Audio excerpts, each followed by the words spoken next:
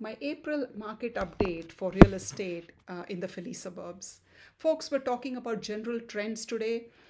If you've been wondering, is the market going to crash? Are the interest rates so high? Is anybody buying at such high interest rates? Would this be a good time to sell? What's going to happen with the prices in future? If I buy, will my home appreciate in future? Are the interest rates going to come down? Um, is there going to be foreclosures on the market? Those are some of the questions I get from my clients and friends, and I'm going to attempt to answer those questions on my update this time. So, hello, folks. This is Bella Vora. I'm a realtor with Coldwell Banker Realty, and I talk about all things real estate. So, thank you for watching this. So, first things first, everybody is reading clickbait articles in the media and on social media and on the newspaper news sites, and they're very worried and scared about where the real estate market is headed. Everybody's scared from the last recession that was caused by the real estate market, the subprime lending mess, and worried that that's happening all over again. So let me, first address that itself. The market is not crashing, and the real estate prices are not going to come crashing down, and this is not going to be like the, 2008-9 kind of market. And why? Because that market was caused by really relaxed lending standards. The subprime mess, as we called it. People got loans that they couldn't afford, really. And, there were all these unscrupulous practices followed by the lenders, which led to that crash. Since then, the lending standards have tightened considerably. And we're not giving out subprime loans anymore. So the people who are getting these mortgages are solid people who can afford it, based on their debt to income ratios, based on their income, their credit scores, and so forth. So they're thoroughly vetted buyers. And no, that's not going to cause a recession then, right? Like last time. The other thing is the prices. So what's happening with the prices? They're the highest that they've ever been. Really, you have so much equity in your homes right now. Homeowners are really, really excited to see these high prices. So is it time to cash in on your equity? Maybe for some. Is it time to, pull out a HELOC and get some home improvements done? Maybe that's what it is for some. But the prices are the highest that they've ever been, which is great. If you've invested in real estate, you're sitting pretty right now. You know. So let's talk about mortgage rates now. The mortgage rates are higher than what they've been in the recent past. But if you go back 30 years, they're still not that high. So it's all relative, folks. If you talk to the older people out there, they have bought homes at much higher interest rates. You'll hear 6, 7, 8%, you'll hear 10, 12, 13%. So relatively, this is not that high an interest rate. I recently heard of 5.99 for a 30-year fixed. And anytime there's a 5, that's great because the rates have been in the 6s the whole time. They actually reached a high of 7 in the last, the fall market last year. So the thing about interest rates is nobody is really buying homes at those high interest rates. Most buyers are buying down by paying points. They're buying down the rate. A lot of them have seller paid reduction in rates also. Some are getting 10-year arms, 7-year arms, because the expectation for the future is that the interest rates are going to drop. They're not going to be this high for a long time, and they will drop, and that's a great time to refinance. So don't be intimidated by the rates right now. Yes, you're buying it at a high rate, but you're not going to be locked in for the rest of your life. There's always opportunities to refinance in future when the rates drop. So that's what a lot of the buyers are doing. So coming to the demand and supply situation, this is a very strong seller's market. There's just not enough homes for buyers. It's the whole millennial generation that's ready to buy their homes, and the baby boomers aren't quite downsizing yet. So there is just a shortage of homes. So if you look at this inventory, we talk about inventory in terms of months supply.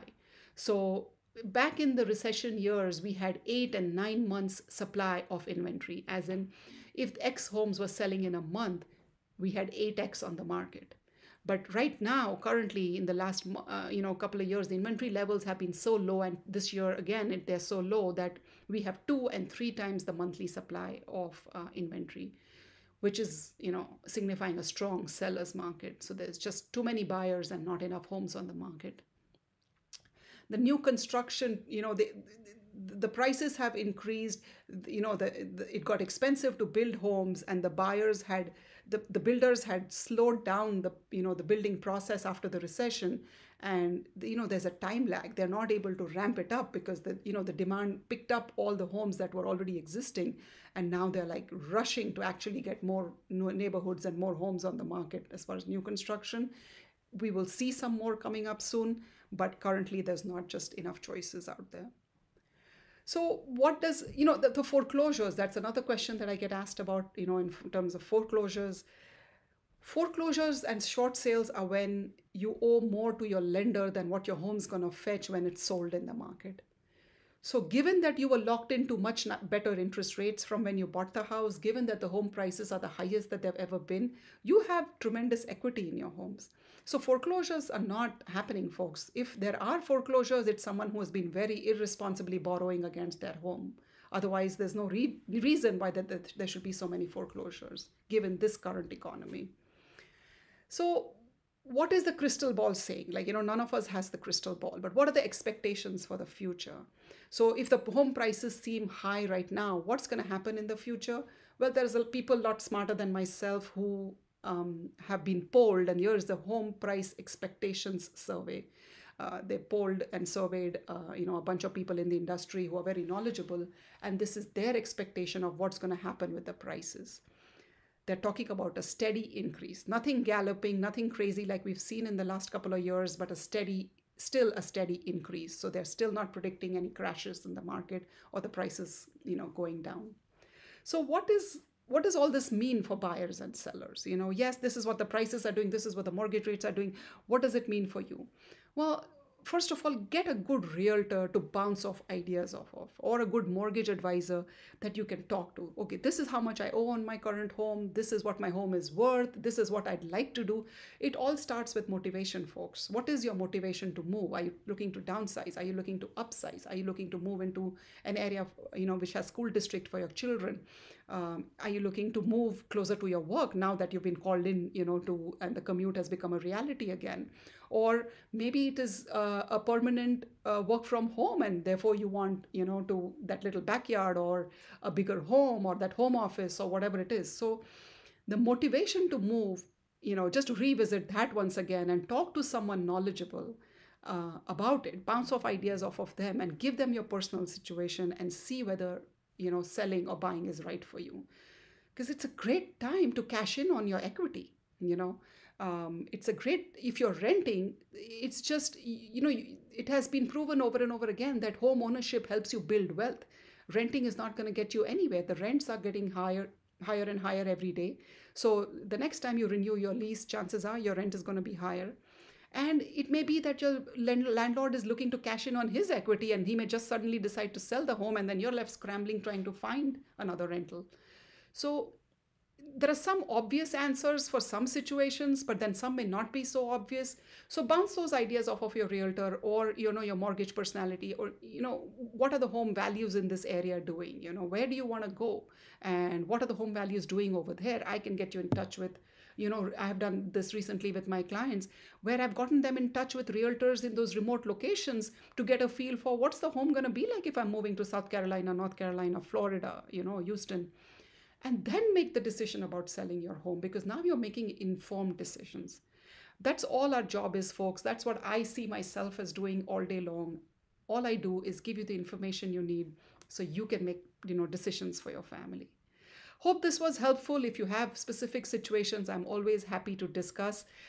I often get questions like, what's the market doing? What's the market doing? Please subscribe to my channel and follow me on YouTube and on social media channels of your choice so you can keep abreast of what my take on the market is. I talk about market in the local, northern Chester County, Delaware and Montgomery County areas in the Philly suburbs. And I'm happy to, do a one-on-one personal consultation at no obligation. Thank you, folks. This is Bella Vora signing off.